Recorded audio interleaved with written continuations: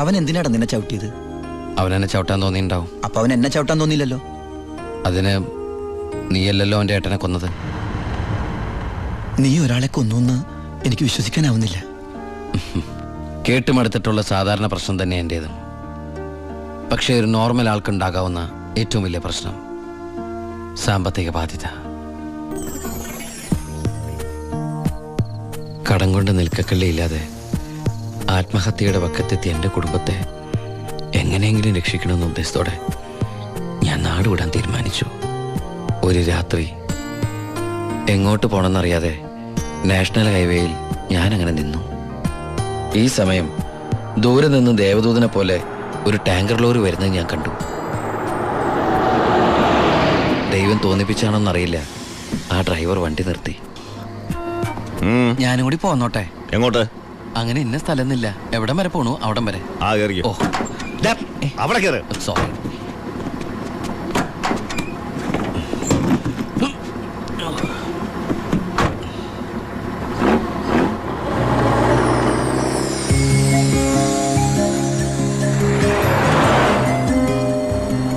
എങ്ങോട്ടാ? പോലീസ് പിടിച്ചില്ലെങ്കിൽ എത്തേണ്ടടുത്തെത്തും. പോലീസോ? അതെന്താ എന്റെ വണ്ടിയില്? സ്പിരിറ്റ്. സ്പിരിറ്റോ?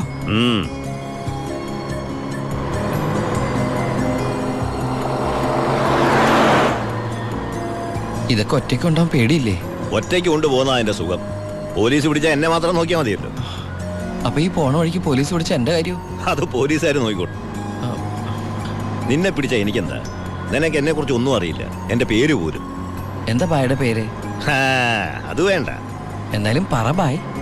നീ ഇപ്പൊ എന്താ വിളിച്ചത്? ബായ്. ബായ്, അത് തന്നെ വിളിച്ചാ മതി.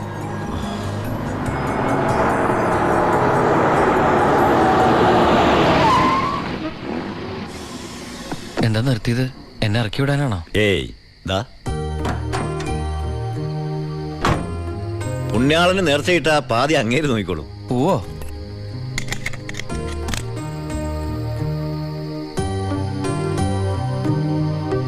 എന്റെ പുണ്യാള, നേർച്ചിടാനായിട്ട് എന്റെ കയ്യിലൊന്നുമില്ല. എന്നെ മുഴുവനായിട്ട് കാത്തോളണേ.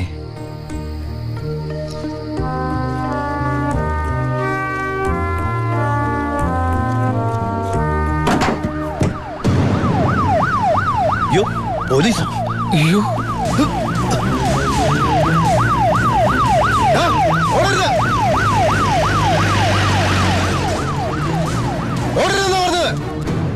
നീ എന്നതാടായി പറയുന്നത്? ലോഡ് പോലീസ് പിടിച്ചെന്നു? അതേ മുതലാളി, ഞാൻ ഓടി രക്ഷപ്പെട്ടതാ. ഇതിലെന്തോ ചതിയുണ്ട് ചേട്ടായി. കൊച്ചു മുതലാളി എന്നെ സംശയിക്കരുത്. വർഷം കുറെ ആയില്ല ഞാൻ നിങ്ങളുടെ കൂടെ ആയിട്ട്. എത്ര വർഷമായാലും നീ കള്ളപ്പണിയല്ലേ ചെയ്യണത്? കള്ളൻ എന്നും കള്ളൻ തന്നെയാടാ. ഇതേ ലക്ഷങ്ങളുടെ ഏർപ്പാടാ. ബേബി കുഞ്ഞേ. ചേട്ടാ സത്യം പറ, ഞങ്ങളുടെ ലോറിയിലൂടെ എങ്ങോട്ടാ മറിച്ചു വിറ്റത്? ഇയാളുടെ മോന്ത കണ്ടാലറിയാം 10 കാശ് കയ്യിൽ കിട്ടിയിട്ടുണ്ടെന്ന്. നമുക്ക് പോലീസ് പരാതിപ്പെടാൻ പറ്റില്ലല്ലോ, സംഗതി സ്പിരിറ്റ് അല്ലേ. ഇവനെ കൊണ്ട് സത്യം ഞാൻ പറയിപ്പിക്കാം. പറയടോ. ഞാൻ പറഞ്ഞത് സത്യമാ. നീ പറയില്ലല്ലേ? പറയടോ. ലോഡ് ആർക്കാ നീ മറിച്ചു വിറ്റത്? കുഞ്ഞേ,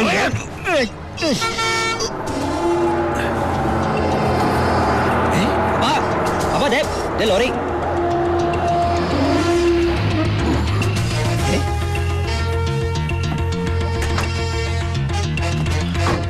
നല്ല ആളാട്ടാ. പോലീസിനെ കണ്ടപ്പോ ബായ് എന്തൊരു ഓട്ടോ ഓടിയത്. ഞാനാണെങ്കി പേടിച്ചും പോയി.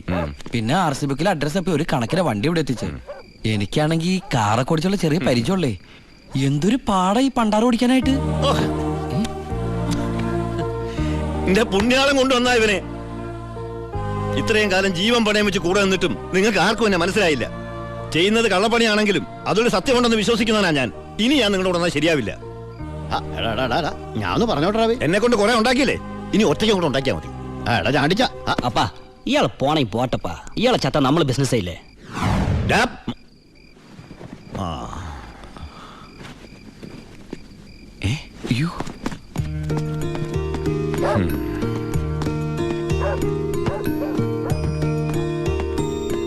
നീ എങ്ങോട്ടാ?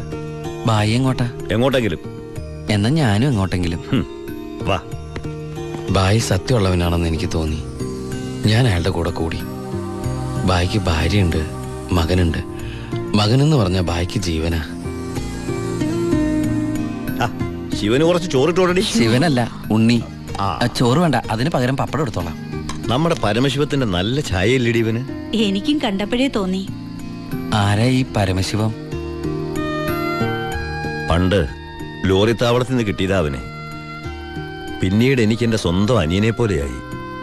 4 കൊല്ലം മുമ്പ് ഒരു ലോറി ആക്സിഡന്റിൽ അവൻ. ഇന്ന് വഴിയോരത്ത് നീ നിൽക്കണ കണ്ടപ്പോ ഞാൻ അവനെ ഓർത്തുപോയി. അതാ നിർത്തിയത്. എന്നെ ആ അനിയനായിട്ട് കണ്ടൂടെ? അതിനെന്താടാ ശിവ? ശിവനല്ല, ഉണ്ണി. എനിക്ക് നീ ശിവൻ തന്നെയാ. അങ്ങനെ ഉണ്ണി എന്ന ഞാൻ ബായിക്ക് ശിവനായി. ബായിക്ക് ഈ പരിപാടി സ്വന്തമായിട്ട് തുടങ്ങിക്കൂടെ? നീ വിചാരിക്കും പോലെ അത്ര നിസാരമല്ല കാര്യങ്ങള്. ഇത്രയും കാലത്തെ എക്സ്പീരിയൻസ് വെച്ചിട്ട് ഒരു ലോഡ് ഒപ്പിക്കാൻ ബായിക്ക് പറ്റില്ലേ? അത് പറ്റും. പക്ഷെ എങ്ങനെ കടത്തിക്കൊണ്ടുവരും? ചെക്ക് പോസ്റ്റിലൊക്കെ നല്ല കാശറിയണം. അതെവിടുന്ന്? ഒന്ന് ഞാൻ പറയാം. സാധനം കിട്ടിയ കാശ് മുടക്കില്ലാതെ ചെക്ക് പോസ്റ്റ് എടുത്തുന്ന കാര്യം ഞാൻ ഏറ്റു. അതിനുള്ള ചില നുണുക്ക് വിദ്യകളൊക്കെ എൻ്റെ ഉണ്ട് ബായി. ആ ആ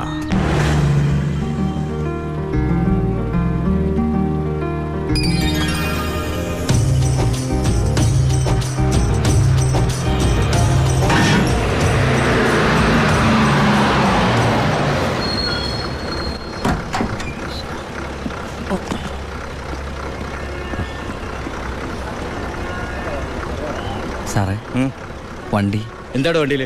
ഐസാണ് സാറേ. കുറിപ്പേ കയറി പരിശോധിക്ക്. സാർ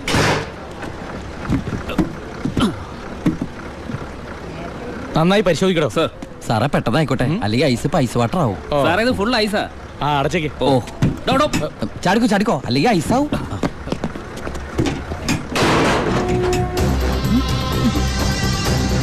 വിട്ടോ വിട്ടോ, വിട്ടോ.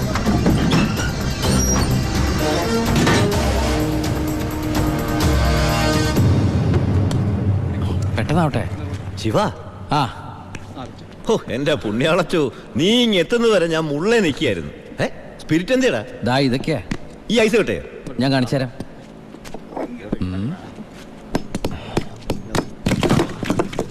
ദാ ഒറിജിനൽ സ്പിരിറ്റ്.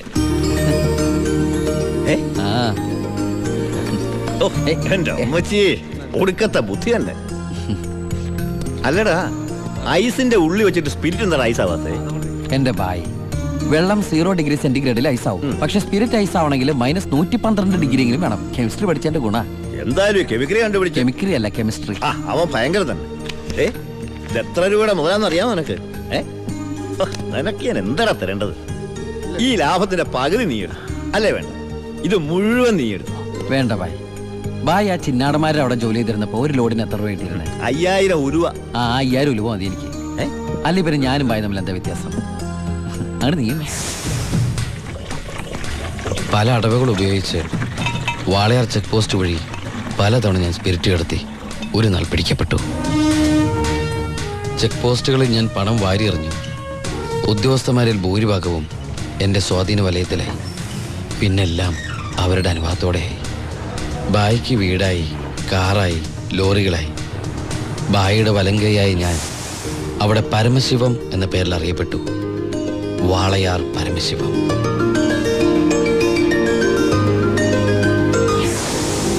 എനിക്കും സഹായികളുണ്ടായി. അച്ചായനും അച്ചുവേട്ടനും. സന്തോഷത്തിന്റെ നാളുകളായിരുന്നു പിന്നീട് അങ്ങോട്ട്.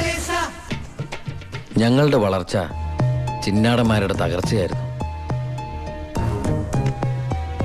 ഞങ്ങളെ നശിപ്പിക്കാൻ വേണ്ടി പല പല അടവുകളും അവർ പ്രയോഗിച്ചു. പക്ഷെ ഒന്നും വിജയിച്ചില്ല. ഒടുവിൽ ഒരു ദിവസം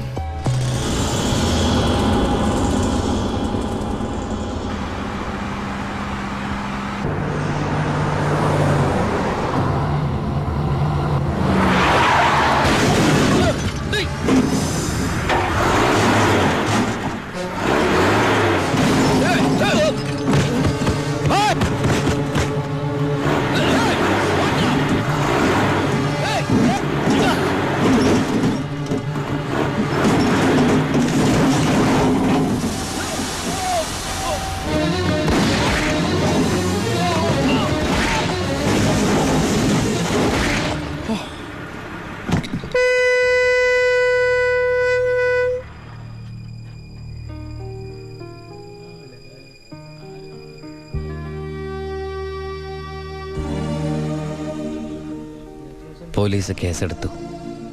കാറ്, തോക്ക് തുടങ്ങിയ തെളിവുകളൊക്കെ ഭായിക്കെതിരായിരുന്നു. ഭായിക്ക് വേണ്ടി ഞാൻ കുറ്റേറ്റെടുത്തു. എന്തിന്? ഭായിക്ക് ഭാര്യയുണ്ട്, മകനുണ്ട്. ഞാൻ ബാച്ചിലറല്ലേ. ഒന്ന് ജയിലിൽ കയറി ഇറങ്ങിയാലും എനിക്കെന്ത് സംഭവിക്കാൻ? പാവം ഭായ് എനിക്ക് വേണ്ടി ഒരുപാട് കാശ് ചെലവാക്കി കേസ് നടത്തി. അതുകൊണ്ട് എൻ്റെ ശിക്ഷ 4 കൊല്ലമായിട്ട് കുറയ്ക്കാൻ ഭായിക്ക് സഹായിച്ചു. ഈ ഭായിയാണ് ഞാൻ ദുബായിൽ നിന്ന് കാശ് അയക്കുന്ന പോലെ മാസാമാസം കാശ് എൻ്റെ വീട്ടിലെത്തിക്കുന്നത്. എൻ്റെ കുടുംബം അവിടെ ഹാപ്പി. അതുകൊണ്ട് ഞാനിവിടെ ഹാപ്പി. ആ പരമശിവത്തിന്റെ പരോൾ സാങ്ഷൻ ആയിട്ടുണ്ട്. ഓ ആള് കുഴപ്പക്കാരനൊന്നുമല്ലല്ലോ. അല്ല സാർ, തനിക്ക് എന്താടോ അയാളുടെ കാര്യത്തിൽ ഇത്ര ഇൻട്രസ്റ്റ്? അവനൊരു പാവമാണ് സാർ.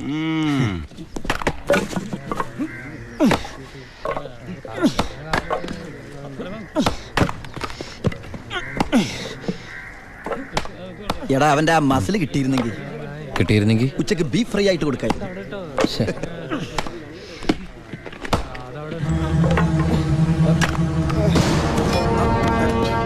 മാറിക്കടേ, എന്ത് പറ്റി? ആ ഡോക്ടറെ വിളിച്ചു സാർ. ഒടുക്കത്തെ കരുനാക്ക്. ചത്താ എന്താടാ ഒരാള് കിടന്ന് ഉറങ്ങണേന് ഇങ്ങനെ നീ എന്ത് മേടി? എല്ലാവരും പുറകോട്ട് പറയും. ആ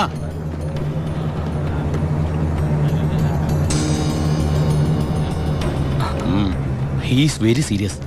മെഡിക്കൽ കോളേജിലേക്ക് മാറ്റേണ്ടി വരും. Yes proceed. ഓക്കെ. മാറ്റാനൊക്കെ വരട്ടെ സാറേ. പരമശിവം ചുമ്മാ ഇരി സാറേ. ദേ ഈ നിൽക്കുന്ന കൃഷ്ണേട്ടൻ കഴിഞ്ഞ ആഴ്ച ക്ഷീണം കൊണ്ട് തടഞ്ഞു വീണപ്പോ 1 കപ്പ് വെള്ളം എടുത്ത് മോന്തക്കൊഴിച്ച് എണിപ്പിച്ചുവിടാൻ പറഞ്ഞാളെ ഈ സൂപ്രണ്ട് സാറ്. പിന്നെ ഇവനോട് മാത്രം എന്താ എത്ര സിമ്പതി? നിങ്ങൾ ആരെങ്കിലും കാശ് വാങ്ങിച്ചിട്ടുണ്ടോ? വെറുതെ ഇരി സാറേ. ഇവന്റെ നാവിക്കിട്ട് ഒരു ഒറ്റ തൊഴിലോട് തന്നെ അപ്പ എഴുന്നോക്കോ.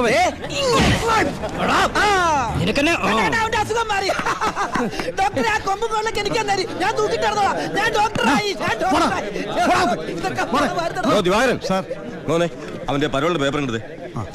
ഇവന് 14 ദിവസം വേണ്ട, 5 ദിവസം മതി. പാടോ. എടാ ചിന്നാടാ, നീ ഇവിടുന്ന് മുങ്ങിയാ പിന്നെ എന്നെ ആരാ ഇതിനകത്ത് വെച്ച് കൊല്ലുക? നീ എന്നെ കൊല്ലുന്നത് കാണാൻ കാത്തിരിക്കുകയല്ലേ ഞാൻ. ഇവൻ എന്നെ മൂഡൌട്ടാക്കി അടങ്ങുള്ളൂ. നീ പോയി ജോലി എടുക്കപ്പാ. നീ ഓർത്തോ? ഓർത്തല്ല ഞാൻ ഡെന്റിസ്റ്റ് പല്ല് ഞാൻ എടുക്കും.